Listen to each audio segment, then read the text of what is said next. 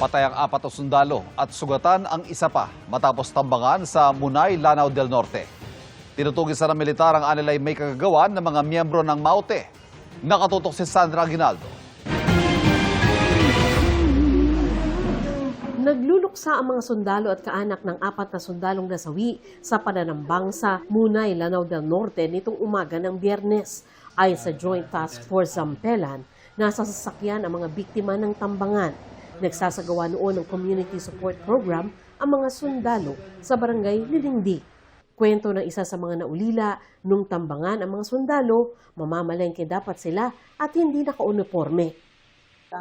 Unfair ba nga they are helping as they are serving as military, they are serving their best, they are doing their job, their service. Nga angan at abo nga amo sila. Siyempre ma'am, sakit din.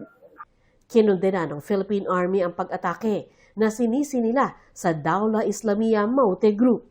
Ayon kay Army spokesperson Colonel Louis Di Maala, gumaganti raw ang grupo para makubkob ang lugar kung saan may programa ang mga sundalo.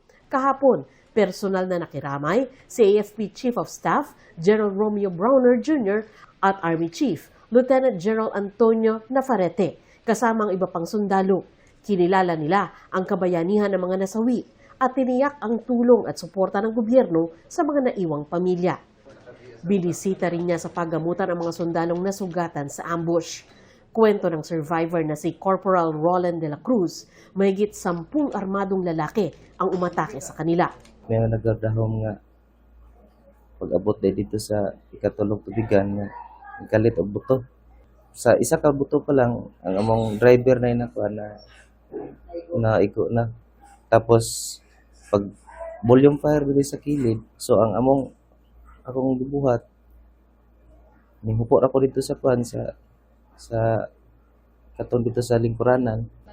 Ipinag-utos na ni Browner na pag-aralan ng sitwasyon para mapagplanuhan ang mga susunod na hakbang. We are giving a warning sa mga grupo na ito na armado na mas maganda po ay mag-surrender na lang sila sa atin. Para maiwasan na rin po natin yung ganitong insidente na maraming namamatay, both mga sundalo at yung mga rebelde. Para sa GMA Integrated News, Sandra Aguinaldo, Nakatutok, 24 Oras.